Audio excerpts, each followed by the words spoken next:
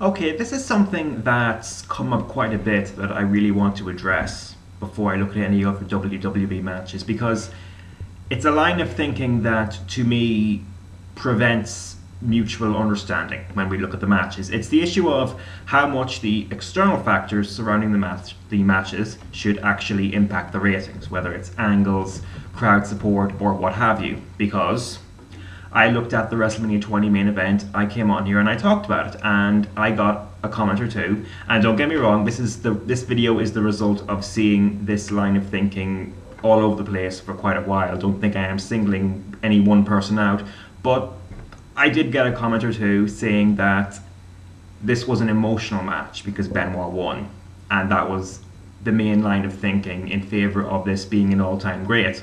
And it's a line of thinking that is it's hard to address without implying that I don't like wrestling angles, and that could not be further from the truth. I love a good wrestling angle. I got into wrestling for that stuff, but as far as letting that stuff influence your rating of the matches, I think some people's mindset is a little bit off, and I really want to challenge this thinking before I do another WWE match. So, like, maybe the avenues of discussion might change a little bit. Okay, so we hear it all the time. The angle added to the match, the crowd support added to the match, the aftermath added to the match. We hear that all the time. And again, this is difficult for me because the statement is definitely true. But when people make that statement, I'm not sure they realize fully what it all means. When you make that statement, you're recognizing implicitly that the match is the central medium. That's where everything converges, and by saying that these things are adding to the match, you're recognizing that the match is the superior, most important outlet. Because if you take the match away, there's nothing for these things to be added to. There's nowhere for the build-up, the characters, the crowd reaction, the aftermath. There's nowhere for those things to go. Whereas if you take those things away, the match is still there. I think that's easily understood. The problem for me comes when people make that statement that these things are adding to the match, and yet their arguments on whether the match is good are based 100% on these things. So at that point, you're not so much arguing that those things are adding to the match. It sounds more like you're arguing that they're replacing the match. Whether that's your intended meaning or not is another story, but that's what it sounds like to me, at least. To go back to the WrestleMania 20 main event, let's give ourselves a timeline. Benoit is a contender in the Royal Rumble, hoping to earn a chance to main event WrestleMania. His motivations make sense because he's a competitive wrestler, and you can relate to him because he's struggled to make it to the top of the mountain throughout a long career. Him coming in number one in the Rumble and winning it is the perfect approach from an angle perspective based on the character that I just summarized. And of course, we know that there is no other alternative to having Benoit win cleanly at WrestleMania and going on to be a fighting champion throughout the summer. But here's the problem with the timeline that I just summarized. When it comes to what people rate the matches, there's nothing in there that tells me how good the Royal Rumble was, and to use the match I just went over in the last video, there's nothing in that timeline that tells me how good the WrestleMania 20 main event was. If someone told me that this was emotional because Benoit won, it really doesn't tell me anything about the match itself.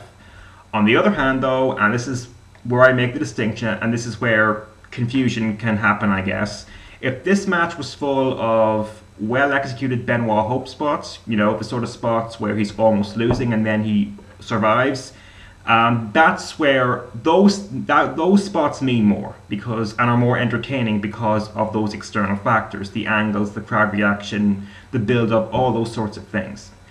That's where the statement that the angle's adding to the match, that's where that's a true statement. But that's what needs to be said.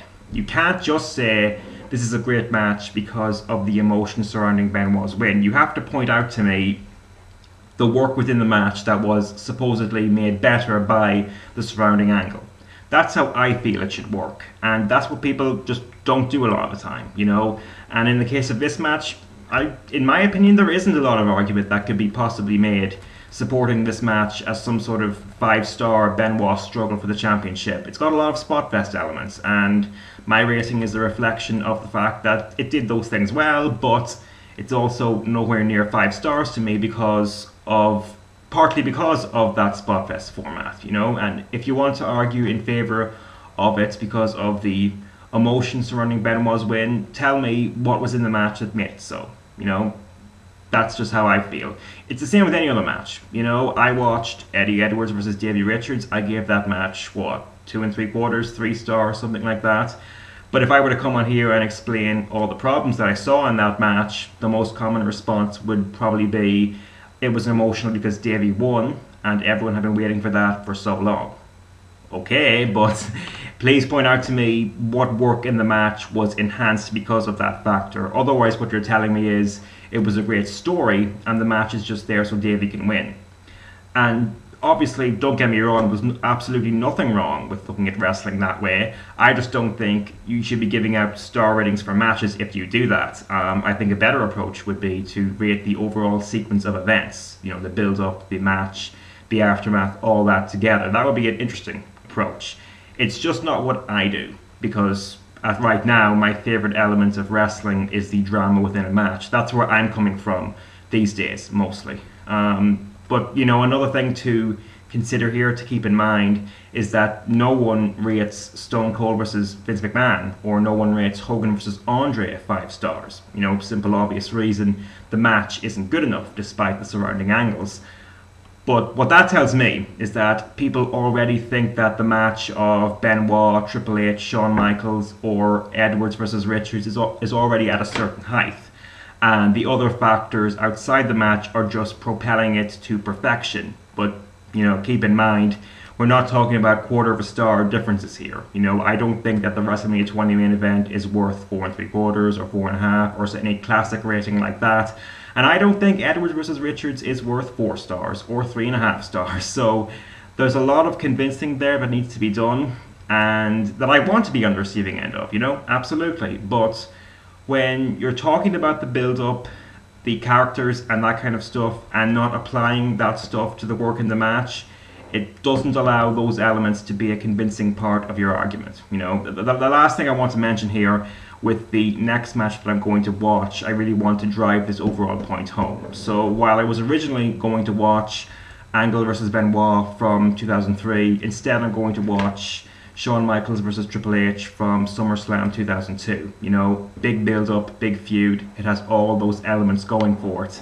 And even without watching it again, I can say this about the ending of that match. You know, again, timeline.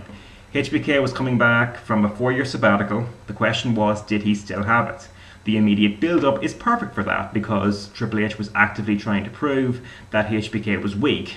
You know, HBK had to win to continue the story, but if you were going to have HBK win that match, the flash pin finish that we got at the end of that match was absolutely essential. They couldn't have had any other finish in that match.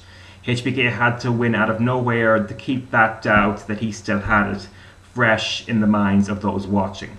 So from that, I can say with confidence that the finish was perfect from an Angle perspective, and obviously what happened after the match made that even better.